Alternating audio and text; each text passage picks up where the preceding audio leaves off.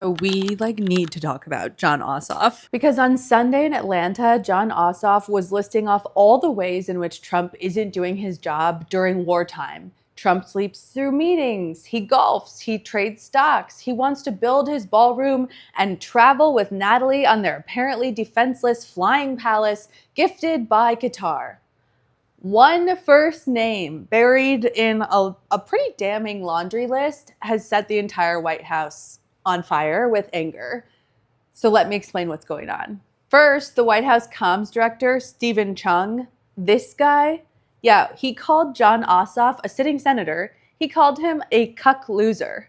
And then another spokesman called Jon Ossoff a cringeworthy feminine theater kid. Trump called him a Pee Wee Herman lookalike, and nobody laughed. Thank God they didn't laugh because he was speaking to a bunch of reporters. But then you look at Fox News, and they're covering this as some sort of sexism scandal, demanding an apology from Jon Ossoff for saying a woman's name.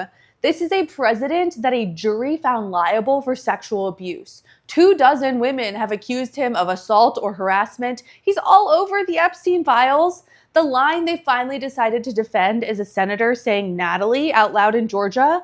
And obviously they're not mad because it was unfair. Semaphore had an article that I was reading where they basically got administration officials talking about why they hit back so hard on all of this. And one of them admitted that Natalie Harp's closeness to Donald Trump has unnerved his own staff. So they're not even correcting a lie, they're reacting to something that is unnerving to them.